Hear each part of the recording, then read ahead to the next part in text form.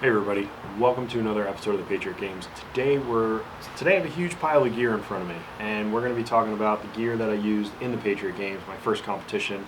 What worked, what didn't work, what I'm going to do differently for next time. Had such a great time that I've already registered again for the next one in early December, so I don't have too much time to kind of wait around to improve on things, so I need to get cracking. This video will kind of help me also realize what I need to get for the next Patriot game. So we'll start with the clothing. These are Wrangler all-terrain X-Gear pants. They were $27 at Target. They were unbelievably comfortable. I was not too hot in them, kept the sun off my skin. Just breathable, flexible, they moved, they weren't tight. They have a little bit of stretch to them. So all in all, it's probably one of the better purchases I made, instead of using $100 Victus pants. The boots, another excellent decision. These are Under Armour Micro G Valsets leather. When I would go to the range previously, with the dew on the ground, my sneakers would get wet, and then my socks would be wet and my feet were wet. So these boots solve that issue. My feet were completely dry, and it rained a little bit on the Sunday, but everything was dry. Only thing I'm going to do differently is I'm going to get a better sock. I had just some crappy cotton socks that were not very comfortable. So I'm going to get a better sock for the next time, because as Lieutenant Dan said, don't do anything to get yourself killed and take care of your feet. So boots were great. I ran a mile in them and my feet did not hurt at all. Take your boots off, no issues whatsoever.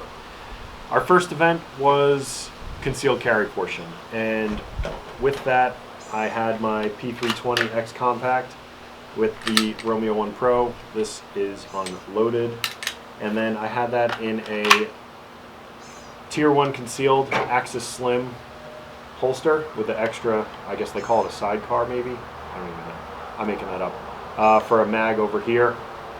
Now in that competition we had to carry 3 mags and nothing could be visible. We did not wear our belts, so I had my 2 extra mags in my pocket, and hindsight's 2020, that was not good because one did fall out of my pocket and I had to kind of go back and pick it up. And so I'm going to buy a double mag holder for the belt to use in a concealed carry portion again, so that way I can have 3 mags secured well and not bouncing around. And I'll take the few extra seconds to actually put the mags back in the holsters to secure them instead of having them flop around, because I wasted more time going and picking up the magazine that fell on the floor versus taking the time to put the mags in the holster itself. So P320X Compact, Tier 1 holster, everything worked great. I mean, we were running in them, not a full sprint, but we were running. I had to climb the monkey bars in them, and great retention on that holster, no issues whatsoever. We'll talk about the belt. The inner belt worked great with that holster. You put this through your belt loops, and then this belt goes around it like I mentioned in the other battle belt video. The only issue is, because I lost a bunch of weight, I kind of went from a 36 waist, I'm probably getting closer to a 34 waist, so things are getting a little bit loose. And when you're competing, you want things snug. You don't want things super loose. But the belt, the X5 is unloaded also. I ran a mile with this belt on, with the handgun on the side, and this Tier 1 holster, it did great. I mean, there's great retention on that and no issues whatsoever. It wasn't bouncing around at all.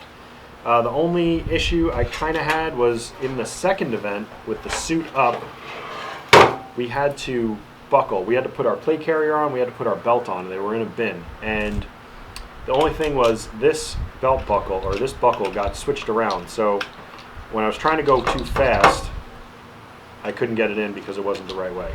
But as soon as I recognized that and I flipped it around, it went on just fine. That's just something I need to practice more. But the Safariland drop holster worked just fine. The taco holders on the side. Now, one of the things I didn't know about when going into the competition was, were we able to keep a magazine in our handgun. And I saw a lot of videos that did not, but then I saw a couple that did. So, but it wasn't for the Patriot games, it was for the tactical games. But we were not able to have any magazines in our weapons at all if you were not on the firing line. So I got a triple taco pistol right before the competition, like 2 or 3 days, and that was great because we had to keep 3 magazines in here if we didn't have our plate carrier. So that worked out really well, switching from a double to a triple. These rifle ones, they're great. Putting them back in with enough practice and wearing it in a little bit will be better, but it was a little stiff to put them back in. And for that reason, for the next competition, I'm probably going to get a dump pouch so that I can just put the magazines in the pouch and not have to worry about putting them back in here. The IFAK. Now, we didn't have to use anything out of the IFAK, but having an IFAK is essential. So in my 3rd competition on the first day, this IFAK and the tourniquet actually fell out. But that was because of the rifle and not because of this. The rifle sling, which I'll get to in a moment, was hitting this from the side, and it just hit it to the point where it loosened up and the IFAK fell out. And you get points, or you get penalized if you leave gear on the field, like a magazine or whatever. So I had to pick it up and run back with it. But it really wasn't the fault of the IFAK per se, it was the fault of the rifle. And since we're talking about that, let's jump into that. The rifle. I've already kind of put it back to its original configuration because, and there's no bolt in here, so it cannot be loaded. The rifle was great. It was accurate. I definitely hit more of my rifle shots than I did my pistol shots, just because I know I'm a better shot with the rifle versus the pistol, which is going to change, I swear. But I've already put it back to the configuration because I used the handguard from my EPC 9, and I want to get this back together. So the sling was the biggest issue, and I had it mounted here, and it did not stay vertically on my back when it was behind me, and most of the time it was horizontal, and that's why it was hitting the IFAK and knocking it out. So I'm going to have to make some changes in that respect, and I already readjusted the sling a little bit, and I was practicing with it. I don't know if it's going to be any good. I've got a number of range sessions before the next competition that I have to try and work it out. But if you got other sling recommendations, let me know. This is a Magpul MS4. If you got any other suggestions, let me know down below. And then the other thing is the optic. And I'm not sure. They said we were going to be shooting out to 200 yards, and we were only shooting out to 100. But I got this low power variable optic. It's a Vortex Strike Eagle 1:6, and I was able to see the target very well, but my eye relief was off. I just haven't practiced enough with it, and it's something that comes with time. But when I was running and we had to shoot on the boats, I actually turned my hat backwards because the bill of my hat has been known to hit the optic. So I turned my hat around and did that. But I'm gonna try with just a basic red dot, because we didn't have to be like sub MOA accurate, we just needed to ring the steel. And I'll have faster target acquisition, and when you look in the microscope, every small movement is magnified. But if you're using a red dot with no magnification, your movements won't be magnified. It looks like an earthquake underneath there. So I got a bunch of practice to do. Definitely going to work on my accuracy over the next couple of weeks before the next tournament. My goal is to cut my penalty seconds by a lot. I had 1,080 penalty seconds.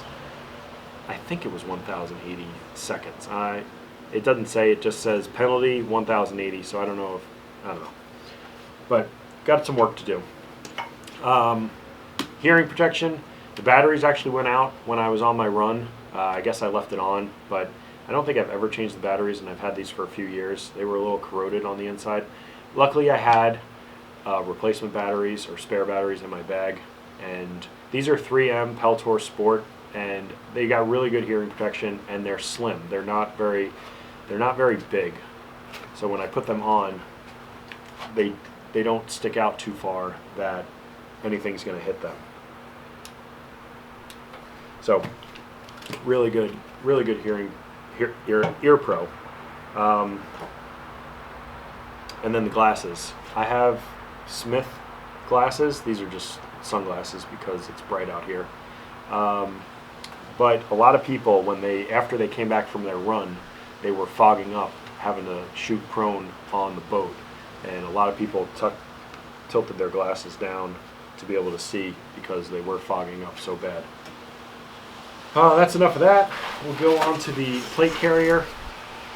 There was couple comments about plate carrier being loose when I was running. That was during the suit up competition, or the event, that everything was in a bin and we had to put it on. So there really wasn't fine tuning of getting your equipment on. It was just get it on as quickly as you can, pick up a 100-pound bag and go 75 yards. So the plate carrier worked great. It came in at 18.1 pounds with no Hydromax pack on the back. Having the Maximus placard was good. I actually reloaded from here first. I know I said I would primarily reload from the belt, but I actually reloaded from here first. And when I did that, it was because we had to shoot three mags first, and then we had to do 2 mags next. And I didn't want to do 2 from the belt and then 1 from here and then forget which mag was unloaded. So I did the 3 here and then the 2 there, and that just made things easier. So that was one of the reasons I did that. But having the pistol mags on the side of this placard were really nice, especially when we had to do the one-handed reloads. I didn't have to reach all the way across my body to get a pistol mag. I was able to get one from here, and I was able to get one from here. Other than that, this plate carrier is really comfortable. I was observing what other people use, and a lot of people use this really slim, this small plate carrier, which was really meant for competition. This one's not really meant for competition per se. This one's meant for patrol and self-defense and stuff like that. But I got a lot of money invested in this one, and I'm not going to get rid of it.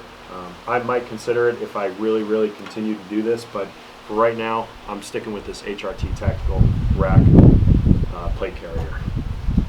That's it for the gear that you see here. The only other thing that I really need to improve on is the organization in my truck. I mean, I had my bag, I had an ammo can, I had a cooler, like I just had a lot of stuff, and I really want to be more organized. And I brought extra ammo thinking that I might need extra ammo, but the round counts, 200 and 200, they were probably